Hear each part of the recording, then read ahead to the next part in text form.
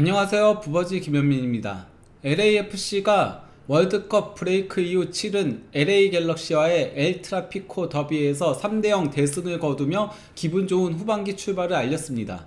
손흥민 선수도 이번 시즌 MLS 첫 골을 넣으며 월드컵에서의 아쉬움을 달래는 데 성공했습니다. 무엇보다도 이 경기에서 손흥민, 부안과 콤비의 호흡이 다시 살아난 점은 고무적인 부분이라고 할 수 있겠습니다. 그러면 LA 갤럭시와 LAFC의 MLS 16라운드 경기를 분석해 보도록 하겠습니다. 먼저 이 경기에서 LAFC는 가용 가능한 거의 최정예에 가까운 선수들을 선발 출전시켰습니다. 월드컵을 갔다 온 손흥민, 샤펠버그, 그리고 쇼니에르가 전원 선발로 가동이 됐습니다. 그리고 약간 변동점이 있다면은 부상을 당한 팔렌시아의 자리에 홀링스헤드가 오른쪽 풀백으로 선발 출전했고요. 왼쪽 풀백은 이번 여름에 영입한 체베르코가 선발로 나섰습니다. 그리고 세구라가 수비형 미드필더로 나서면서 쇼니에르랑 델가도가 조금 더 전진해서 플레이를 하는 모습들이 있었죠. LA 갤럭시는 팀의 에이스인 가브리엘 팩이 크루제이루로 이적을 했습니다. 그러면서 그 공백을 메우기 위해 왼쪽 윙에서 선발 출전하던 페인트 실이 오른쪽 윙으로 이동을 했고요. 대신 에릭 토미가 왼쪽 윙으로 전진 배치됐습니다. 원래 이 선수 공격형 미드필더거든요. 그리고 주전 최전방 공격수인 주안 크라우스도 부상으로 빠지면서 로이스가 가짜 9번 역할을 수행을 했습니다. 원래라면은 클라우스의 페인트실, 그리고 로이스, 그리고 팩, 이렇게 4명이 공격진을 구성을 했던 거였는데 이 중 한 명은 부상, 한 명은 이적으로 떠나면서 로이스랑 페인트실만 남게 되면서 4-3-3으로 전환하게 된 LA 갤럭시라고 볼 수 있는 거죠. 경기 초반 LAFC가 손흥민 선수의 과감한 슈팅으로 주도해 나가기 시작을 했습니다. 먼저 손흥민 선수가 전진 패스 준 거를 샤펠버그가 백패스로 내줬고요. 여기서 이제 쇼니에르가 패스를 내준 거를 손흥민 선수가 받아서 이대로 드리블을 치면서 들어온 거예요. 드리블을 치고 들어오다가 과감하게 슈팅을 가져갔는데 상대 수비한테 막혔습니다. 이거는 사실 상대 선수가 4명이 손흥민 선수를 에어싸고 있었기 때문에 패스를 주는 게 더 나은 선택지긴 했지만은 손흥민 선수가 그 전반기 막판부터 슈팅을 상당히 과감하게 가져가는 모습들이 있었잖아요. 아무래도 이제 무득점이 계속 이어지다 보니까 이전까지는 이타적으로 동료들한테 연결해주면서 부도움으로 MLS 전체 도움 1위를 달리고 있었다면은 전반기 막판부터는 약간 골 욕심을 내는 모습이긴 했었거든요. 그리고 손흥민 선수의 득점이 터져 나와야지 LAFC의 공격도 더 잘 풀리는 것도 맞긴 하고요. 그래서 과감하게 가져갔다라고 볼 수 있는 거죠. 그리고 이제 7분경에 부안가의 멋진 플레이에 이은 손흥민 선수의 슈팅이 나왔는데 이 역시 이제 수비벽에 막혔는데요. 부안가가 하프라인 밑에서부터 드리블을 쭉 치고 들어오면서 상대 선수들을 제끼고 들어옵니다. 그리고 이제 상대 선수 3명을 본인 쪽으로 끌어들인 다음에 손흥민 선수한테 패스를 줬거든요. 근데 이거는 조금 아쉬웠어요. 왜냐면은 원래 평소에 손흥민 선수면은 이 패스가 올 때 그냥 논스톱 슈팅으로 가져가거든요. 논스톱 슈팅으로 가져가면은 앞이 열려 있었기 때문에 비록 뭐 골이 안 될지언정 그래도 상대 수비 벽에 맞지는 않았을 거거든요. 하지만 한번 터치를 가져갑니다. 그러다 보니 이제 상대 태클에 막히는 장면이었죠. 평소 손흥민 선수였으면 조금 더 빨리 슈팅을 가져갔을 텐데 확실히 최근 득점 가뭄이 조금 이어지고 있다 보니까 생각이 많아진 게 아닌가 싶은 장면이었습니다. 이후에는 주도권이 조금 LA 갤럭시 쪽으로 넘어가긴 했었습니다. 하지만은 상대 왼쪽 윙으로 선발 출전했던 에릭 토미가 부상을 당하면서 약간 어수선해진 가운데 LAFC가 그래도 잘 만든 플레이 속에서 선제골을 넣는데 성공을 했습니다. 홀린스헤드가 전진 패스를 찔러줬고요. 이를 받은 샤펠버그가 드리블 돌파 정말 잘했습니다. 드리블 돌파를 상당히 잘 들어가다가 크로스 올려준 거, 와 이거 크로스 궤적도 예술이더라고요. 이렇게 확 꺾이는 게 보일 정도로 상당히 날카로운 크로스를 올린 거를 델가도가 슈팅 가져갔거든요. 근데 이게 상대 LA 갤럭시의 핵심 수비수인 글래스네스 어깨에 맞고 튀어나왔는데 여기서 델가도가 집중력 있게 그대로 따라가서는 오른발 슈팅으로 골을 넣은 거였습니다. 이러면서 델가도는 친정팀 LA 갤럭시한테 첫 골을 기록을 했습니다. 원래 그러니까 델가도가 치바스 USA, 이게 그 치바스 과달라라 팀의 미국 버전인 거거든요. 미국에 설립한 치바스 클럽 구단이었는데 이게 과거에 MLS에 있다가 사라졌죠. 여기서 이제 어쨌건 프로 데뷔해가지고 토론토를 거쳐서 LA 갤럭시에서 2022년부터 2024년까지 뛰었습니다. 그리고 2025년 1월에 LAFC에 와서 뛰고 있는 건데, 이전 두 경기에서는 득점이 없었지만은 이번에 친정팀한테 골을 넣는 모습이었죠. 그리고 27분부터 손흥민 선수의 좀 저돌적인 플레이들이 나오기 시작을 했습니다. 먼저 그 27분경에 손흥민 선수가 델가도의 패스를 받아서 그대로 빠르게 치고 들어간 거예요. 손흥민 선수가 빠르게 치고 들어가니까 상대 선수들이 손흥민 선수한테 붙을 수밖에 없었죠. 3명이나 손흥민 선수를 의식하는 가운데 손흥민 선수가 패스를 찔러줬고, 이를 받은 부안가가 드리블로 상대를 제치고 슈팅을 가져갔는데, 이게 수비가 앞에 있었거든요. 앞에 있으니까 그걸 너무 의식해서인지 너무 꺾어차다가 골대를 훌쩍 빗나가고 말았습니다. 이건 뭐 크로스처럼 되고 말았던 거였는데요.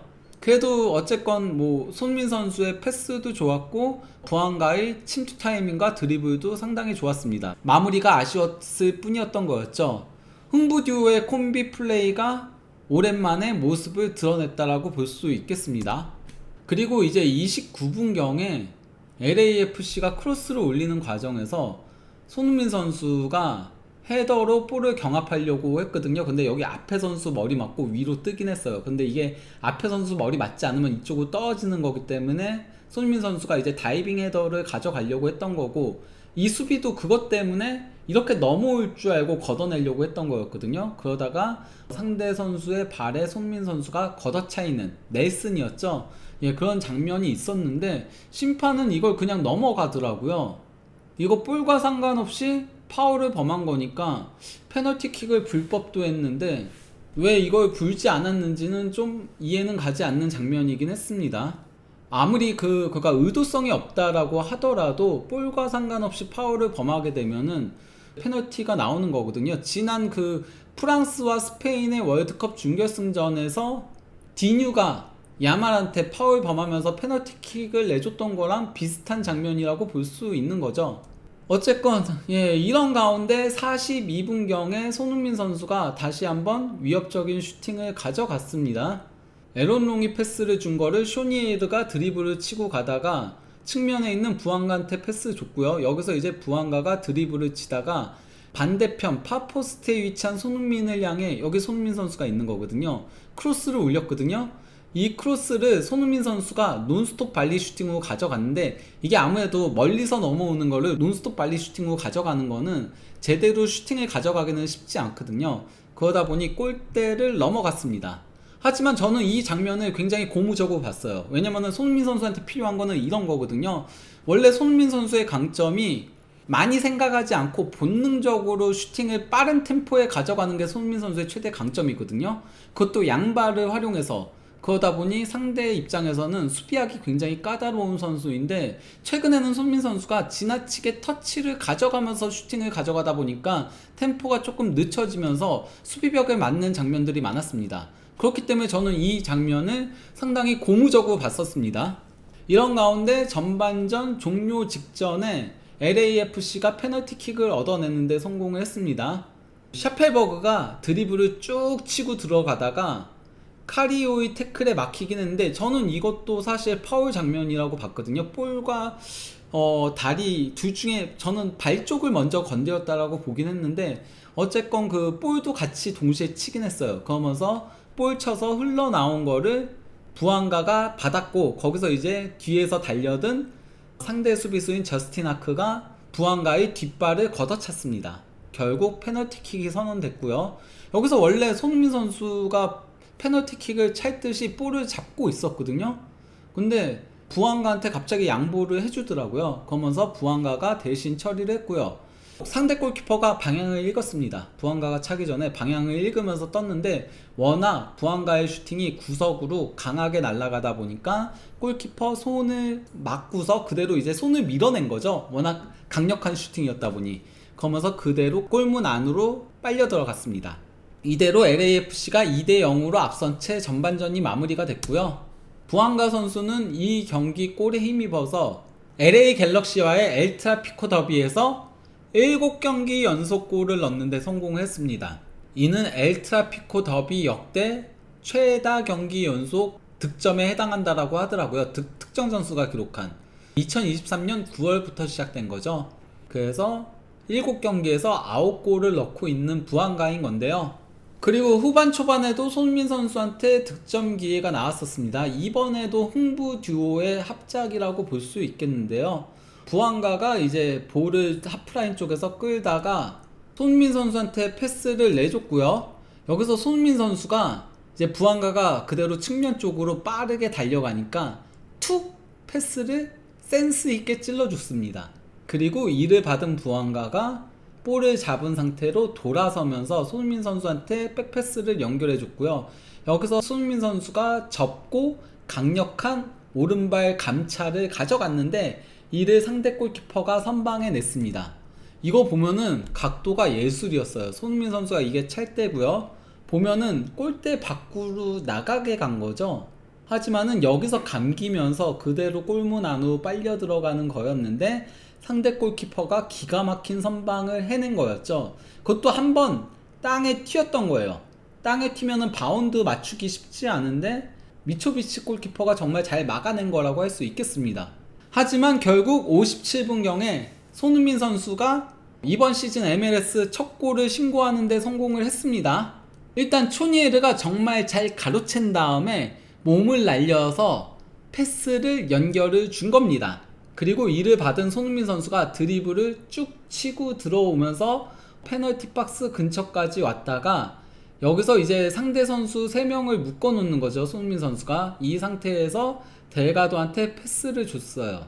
그러니까 상대 선수들이 델가도를 향해 또 달려가죠. 근데 델가도가 여기서 다시 이타적으로 손흥민 선수한테 패스를 내줍니다. 그리고 여기서 손흥민 선수의 기가 막힌 페이크가 있어요. 손흥민 선수 왼발로 그대로 중거리 슈팅 가져가려고 하니까 상대가 손흥민 선수의 왼발을 잡고 있거든요. 근데 손흥민 선수가 순간적으로 몸을 돌아 세우면서 오른발로 중거리 슈팅을 가져간 거죠.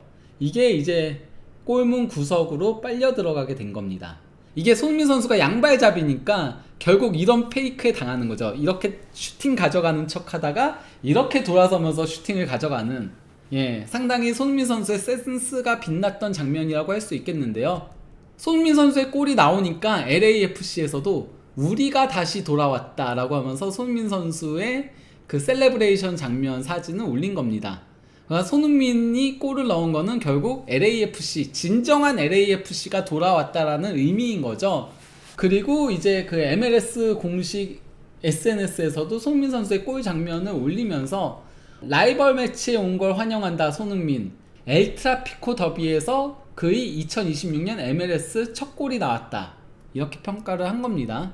그리고 60분경에 다시 손흥민과 부안가의 합작 플레이가 나옵니다. 델가도의 패스를 받은 손흥민 선수가 여기 수비 라인이잖아요. 여기 수비 라인부터 여기서 이제 패스 받아가지고는 드리블을 쭉 치고 올라가요.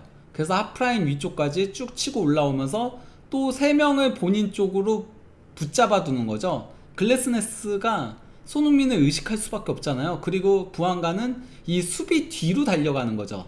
항상 가장 위협적인 거는 수비 뒤로 달려가는 거거든요.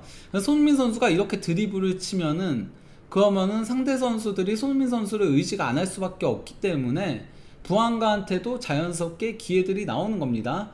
그래서 손흥민 선수가 부안가한테 패스를 줬고, 여기서 그러면 이미 2명이 손흥민 선수한테 잡혀 있잖아요. 글래스네스가 그래도 빨리 부안가 쪽으로 가긴 했지만은 부안가 1대1은 어지간한 MLS 선수들을 뚫어내죠. 사실 전반기에 부안가도 많이 막혔던 게 2명이 부안가를 막는 장면들이 많았거든요. 왜냐? LAFC의 왼쪽 풀백이 지원을 오지 않다 보니까 왼쪽 측면에는 부안가 혼자 남고, 그러다 보니 조금은 막히는 장면들이 2대1 수비를 뚫어낼 수는 없다 보니까 막히는 장면들이 있었는데 1대1은 여지없죠. 그러니까 글래스네스를 제치고 다리 사이로 제쳤습니다.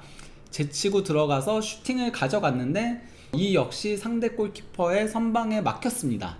그리고 이어진 코너킥 상황에서 부안가가 짧게 주고 쇼니에르가 뒤로 준 거를 여기서 델가도가 기가 막히게 패스를 돌렸습니다. 그래서 손흥민 선수 쪽으로 연결해줬고, 손흥민 선수가 상대 수비가 2명이 있음에도 한 번 접어서 슈팅 각도 만든 다음에 그대로 슈팅을 가져갔는데 이것도 골키퍼가 잡았습니다. 이거 뭐 무효 슈팅으로 나와 있긴 한데, 왜냐, 이게 골문 안으로 들어가는 건 아니긴 했거든요. 역구물로 향하는 거였는데 그래도 굉장히 위협적인 슈팅이니까 골키퍼가 막아낼 수밖에 없었던 거였죠. 어쨌건 손흥민 선수의 골로 3대0 큰 리드를 잡은 LAFC는 66분경에 월드컵을 갔다 온 샤펠버그를 빼고 다비드 마르티네스를 투입을 했고요. 75분경에는 신입생인 체베르코랑, 그리고 마찬가지로 월드컵을 갔다 온 손흥민 선수를 빼고 닐센과 보이드를 투입하면서 좀 체력 안배에 나섰습니다. 그리고 85분경에는 월드컵을 갔다 온 쇼니에르랑, 그리고 이제 부안가를 빼고 주드테리랑, 유망주죠, 주드테리는 10대 유망주인 주드테리랑 백업 공격수인 에보비세를 투입하면서 5장의 교체 카드를 다 활용을 했습니다. 이대로 경기는 LAFC 3대0 대승으로 막을 내렸습니다. MLS 공식에서도 엘트라피코 역사상 가장 큰 원정 승리라고 평가를 한 건데요. 이거는 맞긴 합니다. 실제 LAFC가 총 14번의 LA 갤럭시 원정 경기에서 단 3승밖에 없었어요. 그마저도 2승 모두 한 골차 승리였습니다. 하지만 이번에는 LA 갤럭시 원정에서 유일한 무실점에 3골차 승리니까 가장 큰 원정 승리라고 할 만하죠. 그리고 그 대승의 중심에는 손흥민 선수가 있었습니다. 손흥민 선수는 상당히 활발한 움직임을 가져가면서 폭넓은 히트맵을 보였고요. 근데 그 중에서도 왼쪽으로 이동을 상당히 많이 했죠. 손흥민 선수도 의식적으로 왼쪽으로 많이 이동해서 부안가와 콤비 플레이를 많이 가져갔고요. 이 와중에 손흥민 선수는 과감한 슈팅들을 통해서 6번의 슈팅을 가져갔습니다. 이 중 2개가 유효 슈팅인데, 유효 슈팅 아닌 것도 골키퍼가 잡아낸 거긴 하죠. 그리고 찬스 메이킹도 2회를 했고요. 패스 성공률이 29회 패스 시도에서 28회를 성공시키면서 딱 하나만 실패한 거죠. 97%의 패스 성공률을 자랑을 했습니다. 그리고 지속적인 볼을 끌고 올라가는 장면을 통해 파울을 3번 얻어냈고요. 터치 미스는 단 3번밖에 되지 않았습니다. 44회 중에서요. 그리고 토탈 볼을 끌고 올라간 거리가 238.3m, 그리고 볼 캐리 숫자도 23회. 상당히 그가 적극적으로 볼을 끌고 올라간 거를 확인할 수 있죠. 손흥민 선수가 이렇게 볼을 끌고 올라가줘야지 상대 수비가 뒷걸음질 치게 되어 있거든요. 그리고 자연스럽게 부안가한테도 공간이 나오고요. 이번 경기가 2026년 들어서는 가장 손흥민 선수 다운 경기에 가까웠다라고 볼 수 있는 겁니다. 이러다 보니 자연스럽게 이제 그 손흥민 선수랑 부안가의 호흡이 살아나기 시작한 건데요. 먼저 이 경기에서 부안가가 16번의 패스를 성공시켰는데요. 그중 6개를 손흥민 선수한테 연결해 준 겁니다.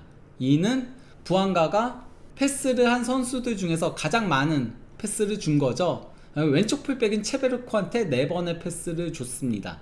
그리고 손흥민 선수 역시 부안가한테 무려 9번의 패스를 연결해 줬습니다.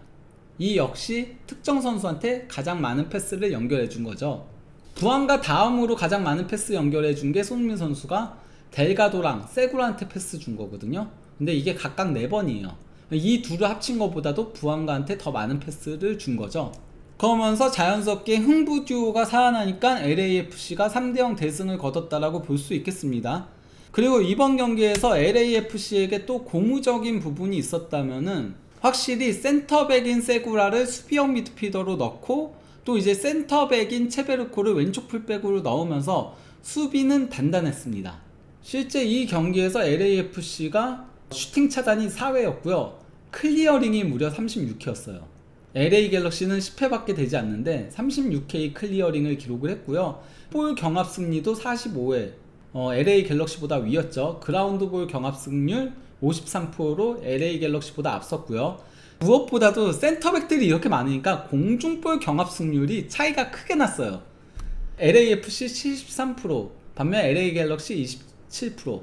그리고 이제 드리블 성공은 손흥민과 부안가의 공이 크죠. 그래서 8대1로 앞섰던 거였는데요. 거기다가 체베르코도 태클 4번에서 3번 성공시키고 가로채기 1번, 클리어링 4번, 그리고 리커버리 2번, 뭐 이렇게 기록을 한 거고요. 공중볼은 3번 경합해서 다 이겼죠.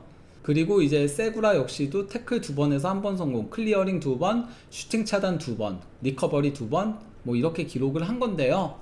그리고 세구라가 수비형 미드필더에 있으니까 델가도랑 쇼니에르가 상대적으로 공격적으로 올라갈 수 있었고, 그 과정에서 델가도가 1골 1도움을 기록한 거죠. 원래 델가도는 박스 투 박스형 아니면 메잘라 이런 역할을 수행하는 공격과 수비에 모두 능한 미드필더긴 해요. 하지만은 이고르 제수라고 원래 주전 수비형 미드필더가 손민 선수 오고 그 데뷔골 넣었던 댈러스전에 십자인대가 파열되면서 부상으로 이탈하면서 LAFC가 전문 수비형 미드필더가 사라졌고, 그러면서 델가도가 대신 그 역할을 수행을 했어야 됐거든요.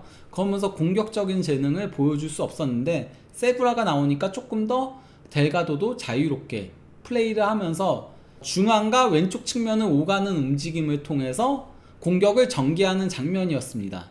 실제 이게 델가도의 히트맵인 거거든요. 보면은 왼쪽으로 많이 빠져서 플레이한 거를 확인할 수 있죠. 그러면서 델가도도 손흥민과 부안가를 지원해주는 역할을 했다라는 거를 확인할 수 있는 겁니다. 델가도 왼쪽 메잘라는 앞으로도 좀 많이 써먹어야 되지 않나 싶은 생각이 들 정도였어요. 어차피 LAFC 공격이 풀리려면은 손흥민과 부안가가 왼쪽으로 돌아가면서 그쪽에서 승기를 잡아가는 게 중요한 거거든요. 그러다 보니 이 경기 자체가 기본적으로는 LA 갤럭시가 주도를 했거든요. 공격 위협도 그래프 보면은 LA 갤럭시가 주도한 걸 확인할 수 있죠. 하지만은 LAFC가 역습할 때마다 위협적으로 역습을 하면서 3골을 기록을 한 겁니다. 반면 LA 갤럭시는 주도만 했지 이렇다 할 득점 기회를 만들어내지 못했어요. 이는 기록에서도 확인할 수 있는 건데요. 일단 슈팅이 LAFC가 13회, LA 갤럭시가 10회, LAFC가 3회 더 많았죠. LA 갤럭시가 주도했음에도. 거기다가 무엇보다도 LA 갤럭시는 빅찬스가 단 한 번도 없었습니다. 그러니까 LAFC 수비들이 커버를 상당히 잘 들어오고 하면서 마지막 순간에는 막아냈어요. LA 갤럭시가 박스 안은 훨씬 많이 들어왔거든요. LAFC 16회, LA 갤럭시 31회. 2배 가까이 박스 안으로 들어오긴 했는데 마지막 순간 LAFC 수비수들이 잘 커버하면서 막아낸 거죠. 그러다 보니 LA 갤럭시는 빅찬스가 단 한 번도 없었던 데 반해 LAFC는 빅찬스가 2번이었습니다. 그리고 자연스럽게 유효 슈팅도 5대2로 LAFC가 앞섰고 기대 득점도 LAFC 1.96골, 반면에 LA 갤럭시는 0.8골이었던 거였죠. 다만 체베르코 왼쪽 풀백과 세구라 수비형 미드필더가 좋은 점만 있는 건 아니에요.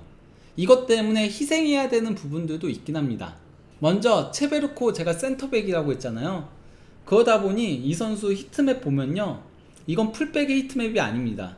보면은 이쪽에서 커버도 많이 들어가고 수비도 많이 하고 그리고 공격적으로는 거의 올라가지 않았죠.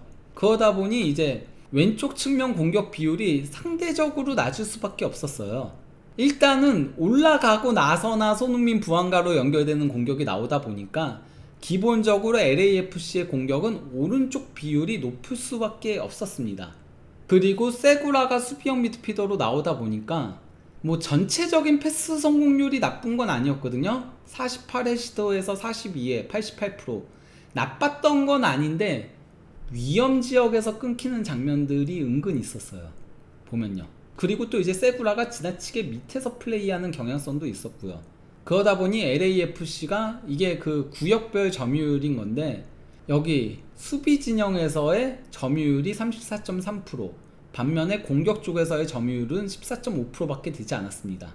기본적으로는 LA 갤럭시가 공격하고 LAFC가 막아내는 형태였죠. 단지 슈팅을 최대한 허용하지 않고 위험한 상황들을 내주지 않고 끊어낸 다음에 LAFC가 역습하는 형태였던 거였는데, 상대팀이 내려앉아서 수비하거나 할 때는 그때는 좀 답답한 경기가 될 위험성이 있다라는 거죠. 이를 위해서는 LAFC가 결국은 영입을 해야 돼요. 지금 LAFC의 선수단 면면이 좀 기형적이에요. 센터백이 너무 많아요. 포르티우스, 세구라, 타파리, 체베르코, 에런롱, 닐센까지 6명 센터백에 2군에서 콜업한 크리스티안 디아스까지 7명이 센터백입니다. 반면에 왼쪽 풀백이 스몰야코프랑 홀링세드는 좌우 다 뛰죠. 그리고 오른쪽 풀백은 팔렌시아 한 명밖에 없어요. 근데 그 팔렌시아까지 부상을 당하니까 쓸 수 있는 자원이 없는데 스몰야코프, 그 도스산토스 감독이 거의 배제하다시피 하고 있잖아요. 그러면은 지금 최소 2명은 영입해야 돼요. 오른쪽 풀백 백업도 영입해야 되고요. 팔렌시아의 뒤를 받칠 수 있는. 그리고 왼쪽 풀백은 주전이 필요합니다. 홀링세드 35세로 나이가 많다 보니까 지난 시즌만 하지 못해요. 이번 시즌. 왼쪽 풀백은 아예 주전급으로 영입해야 됩니다. 스몰야코프 안 쓸 거면은 무조건 주전급으로 왼쪽 풀백 영입해야 되고, 오른쪽 풀백 백업도 필요합니다. 그나마 미드필더는 숫자는 있는 상태긴 해요. 이골 제수도 팀 훈련에 합류는 했거든요. 아직 워낙 이게 십자인대 파열은 큰 부상이다 보니까 아직 뭐 출전할 수는 없는 상태긴 하지만은 이골 제수도 조만간 복귀할 예정이고, 틀만은 큰 부상은 아닌 걸로 보이긴 해요. 하지만 그럼에도 사실 주드 테리는 17살에 너무 어린 선수거든요. 그러면은 이 3명으로만 골릴 수 없습니다. 그것도 LAFC가 지금 3미드를 쓰는 거라면은 6명은 있어야 되는데, 이골 제수도 복귀하고 주드 테리는 뭐 가장 끝에라고 하더라도 1명은 더 영입해야 돼요. 여기에 사실 톱도 영입을 해야 되죠. 왜냐, 오르다스가 떠났거든요, DC 유나이티드로. 그러다 보니까 톱 자원도 부족한 상태이기 때문에 백업 장신 공격수가 저는 필요해 보입니다. 답답할 때는 붙여서 가져갈 수 있는 그런 장신 공격수 하나 있으면 좋겠습니다. 그래서 장신 공격수 하나, 미드필더 하나, 그리고 풀백 하나. 풀백은 2명, 오른쪽 왼쪽, 이렇게 보강이 필요한 LAFC라고 볼 수 있겠습니다. 어쨌건 MLS 공식에서 경기 끝나고 그 리뷰가 올라온 건데요. 손흥민 선수를 메인으로 내세워서 손흥민이 엘트라피코 대승 이끈 의미 있는 LAFC 첫 MLS 골이라고 제목을 올린 건데요. 손흥민이 마침내 환하게 웃었다 해가지고 골을 넣었다, 강렬한 존재감을 드러냈다, 이렇게 평가를 하면서요. 경기 후 손흥민은 더비는 언제나 특별하다, 이 경기에 함께하고 싶었고 이곳에서 꼭 이기고 싶었다, 오늘 우리는 그 목표를 이뤘다, 복귀전에서 골을 넣고 무실점 승리까지 거둔 건 후반기를 향해 우리 팀의 자신감을 끌어올리는 데 도움이 될 것이라고 소감을 밝힌 겁니다. 원래 손흥민 선수가 월드컵 갔다 오고 심지어 그 한국에서 딱 10일밖에 휴식을 취하지 않고 장거리 비행을 통해 LA로 넘어가고 오자마자 일주일도 되지 않아서 출전을 한 거거든요. 무리한 일정이긴 했어요. 원래 다른 팀들은 월드컵 갔다 오면은 3주 휴식을 줍니다. 손흥민 선수는 10일밖에 쉬지 않았죠. 오자마자 바로 뛴 건데, 아마 저는 이게 물론 뭐 도스산토스 감독이 물어봤겠죠. 물어보니까 손흥민 선수가 나오겠다라고 해서 나온 거긴 할 텐데, 그래도 조금 몸을 아꼈으면 하는 바람입니다. 손흥민 선수의 욕심은 알겠지만은, 그리고 손흥민 선수는 항상 모든 경기에 출전하고 싶어하는 선수잖아요. 근데 이제는 조금 관리도 했으면 하는 바람입니다. 개인적인 바람을 그냥 간단하게 얘기한 거고요. 그러면서 이제 월드컵 아쉬움 털어낸 복귀전 해가지고 손흥민은 전반 페널티킥 상황에서 직접 키커로 나서는 대신 동료 부안가에게 볼을 양보하면서 미끼 역할을 했다. 그리고 후반 12분 기다리던 순간이 찾아왔다. 쇼니에르랑 연계 플레이를 펼친 손흥민은 페널티 박스 바깥에서 강력한 오른발 슈팅을 날려 미초비치를 뚫었다. 그의 첫 엘트라피코 득점이자 올 시즌 MLS 첫 골이었다. 득점 직후 손흥민은 하늘을 바라본 뒤 미소를 지었고 경기 종료 휘슬이 울릴 때까지 그 웃음은 이어졌다. 이후 동료들과 코칭 스태프를 차례로 끌어안으며 기쁨을 나눴다. 도스산토스 감독은 우리 팀은 매우 끈끈하게 뭉쳐있다. 모두가 함께 무엇을 해야 하는지 알고 있다. 이런 팀워크가 있을 때는 손흥민처럼 그럴 자격이 있는 선수가 골을 넣는 모습을 보는 것이 정말 기쁘다. 손흥민이 감정적으로 힘든 월드컵을 치르고 곧바로 팀에 합류한 선수인데 나도 손흥민도 이 골을 정말 원했다. 그래서 더욱 기쁘고 완벽한 순간이었다라고 덧붙인 겁니다. 그러면서 이제 그 스타들이 빛난 엘트라피코라고 해가지고 할리우드의 도시 로스앤젤레스답게 이날 경기에서는 스타 선수들이 차례로 존재감을 드러냈다. 캐나다 월드컵 대표인 샤펠버그가 절묘한 개인기로 수비를 벗겨낸 뒤 델가도의 선제골을 도왔다. 델가도는 친정팀 LA 갤럭시를 상대로 득점포를 가동했다. 이어 전반 추가 시간에는 부안가가 페널티킥을 성공시키며 시즌 7호 골을 넣었다. 이로써 그는 LA 갤럭시를 상대로 7경기 연속 득점이라는 기록도 이어갔다. 후반에는 손흥민이 길었던 득점 침묵을 깨며 자신의 경기력을 되찾았다. 한국 대표팀의 월드컵 조별리그 탈락이라는 아쉬움을 뒤로하고 다시 웃음을 되찾은 순간이었다. 손흥민은 더비는 팬들과 구단 모두에게 특별한 경기이고 이 승리가 어떤 의미인지 잘 알고 있다. 오늘 우리는 팀 전체가 훌륭한 경기력을 보여줬고 승점 3점을 얻을 자격이 충분했다. 대표팀에서 어려운 결과를 겪고 돌아왔지만 가능한 한 빨리 다시 경기장으로 돌아오고 싶었다. 나는 내가 가장 좋아하는 축구를 하는 순간을 정말 사랑한다 라고 한 건데요. 그러면서 이런 얘기도 한 거예요. 나는 훌륭한 팀 동료들과 훌륭한 감독님을 두고 있다. 그들은 나를 존중해주고 나에게 많은 자신감을 준다 라고 한 건데 뭔가 의미심장한 발언이라고 볼 수 있죠. 물론 도스산토스가 그렇게 훌륭한 감독까지는 아니지만요. 그리고 이제 반등의 발판 마련한 LAFC라고 해가지고 도스산토스 감독은 엘트라피코는 MLS 최고의 라이벌전이다. 다른 라이벌전도 모두 존중하지만 여러 곳을 경험해본 나에게 이 경기를 따라올 라이벌전은 없다. 감정 소모가 매우 큰 경기인 만큼 첫 경기에서 승리로 출발한 것이 매우 중요했다. 선수들이 훌륭한 답을 보여줬다. 그러면서 이럴 때일수록 더욱 겸손해야 한다. 좋은 시기에도 어려운 시기에도 하나로 뭉쳐야 한다. MLS에서는 항상 좋은 순간만 있는 것이 아니며 힘든 시간을 함께 극복하는 것이 강한 팀의 조건이라고 강조했다라고 한 건데 사실 전반기 때 LAFC의 최대 문제가 흔들릴 때 너무 무너진 거죠. 특히 이제 북중미 챔피언스컵 멕시코 원정 경기 갔다 오면은 항상 무너지는 문제가 있었거든요. 잘할 때는 시즌 초반에도 연승 달리고 무패 행진 달리면서 그것도 최장기간 신기록까지 수립을 했었잖아요. MLS 역대 개막 기준 최다 경기 무패 신기록도 수립할 정도로 잘 나갈 때는 잘 나가요. 분위기 탈 때는 잘 타는데 위기 순간을 잘 극복하지 못하는 게 LAFC가 전반기에 드러냈던 문제점, 그리고 도스산토스의 운영 능력의 문제점이었던 거였는데 후반기에는 힘든 시간을 얼마나 잘 극복할지가 관건이라고 볼 수 있겠습니다. 그리고 도스산토스 감독이 이런 얘기도 한 거죠. 이번 훈련 주간 내내 기분이 좋았다. 이에 우리는 이 경기에 자신감을 가지고 들어설 수 있었다 라고 한 겁니다. 그리고 이제 LAFC에서도 이제 리뷰가 올라온 건데요. 이제 골에 대한 얘기들 쭉 설명들이 있는 거예요. 경기 내용 설명이 있으면서 델가도의 시즌 2호 골이자 2022년부터 2024년까지 몸담았던 친정팀 LA 갤럭시를 상대로 기록한 첫 득점이었다라고 한 거고, 그리고 이제 페널티킥 상황에서 처음에는 손흥민이 키커로 나설 것으로 보였지만 마지막 순간 볼을 부안가에게 양보했다. 이건 LAFC 공식에서 올린 거 보면은 손흥민 선수가 양보한 게 맞는 것 같아요. LAFC 쪽에서는 분명히 얘기 들은 게 있을 거 아니에요. 그리고 부안가는 침착하게 골을 성공시키며 시즌 6호 골이자 공식전 11호 골을 기록했다. 두 기록 모두 팀 내 최다 득점이다 라고 한 거고요. 그리고 이 득점으로 부안가는 LA 갤럭시를 상대로 7경기 연속 득점에 성공하며 9년 역사의 남부 캘리포니아 더비 엘트라피코 최다 경기 연속 득점 신기록을 새로 썼다. 그리고 손흥민 골 장면에 대한 설명이 나오면서 이 골은 손흥민의 올 시즌 첫 MLS 득점이다.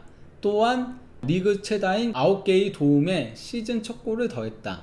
델가도는 이날 1골 도움으로 맹활약했다 라고 한 거고요. 이제 요리스 골키퍼는 단 2차례의 선방만으로 무실점 경기를 완성하며 리그 최다인 시즌 9번째 클린시트를 기록했다라고 한 건데요.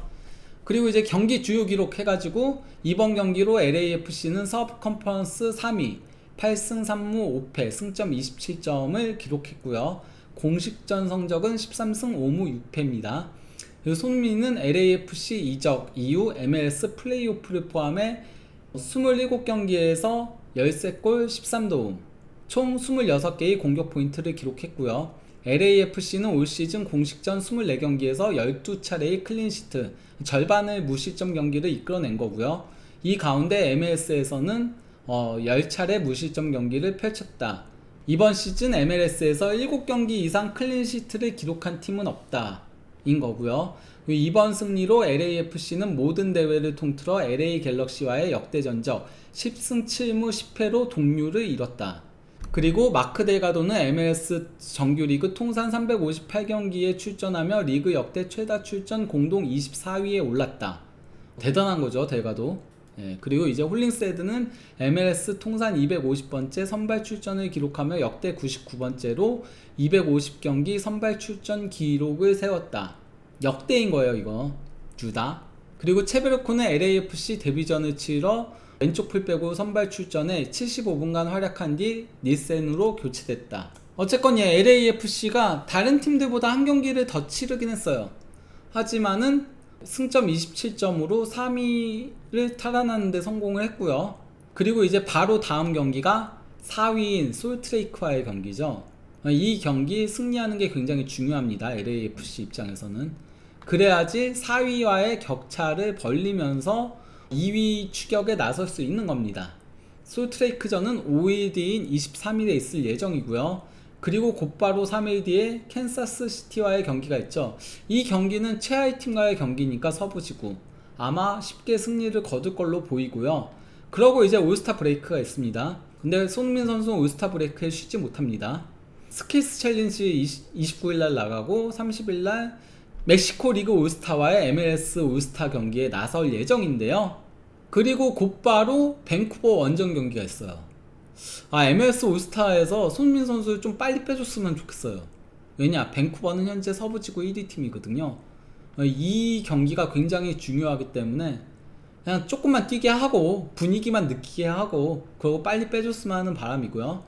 그러고 이제 밴쿠버 원정 경기 치르고 나서 리그스컵 멕시코 리그와의 대결인 건데, 리그스컵 3경기가 연달아서 거의 3-4일 간격으로 있습니다. 8월 6일 치바스 과달라하라, 8월 9일 톨루카, 그리고 8월 13일 케레타로, 이렇게 경기가 있고요. 이 경기 이후에 3일 뒤에 곧바로 샌디에고와의 캘리포니아 더비가 있죠. 이것도 상당히 중요한 경기라고 볼 수 있겠습니다. 그리고 콜로라도 원정 간 다음에 포틀랜드와의 홈경기, 그리고 DC 유나이티드 원정까지 빡빡한 일정들이 쭉 이어져요. DC 유나이티드 원정은 워싱턴 원정이어서 동부 끝으로 가야 됩니다. 어쨌건 시즌 도중에 월드컵이 있다 보니까 그 어느 때보다도 MLS가 빡빡한 일정들을 소화해야 되거든요. 손흥민 선수가 후반기에는 체력 관리 잘 해가면서 MLS 1호 골 나왔잖아요. 앞으로 2호 골, 3호 골 쭉쭉 터져 나왔으면 하는 바람입니다. 그리고 흥부 듀오가 흥해야지 LAFC가 흥한다. 이걸 확인할 수 있었던 경기였습니다. 그러면 이쯤에서 이번 영상을 마무리하도록 하겠습니다. 감사합니다.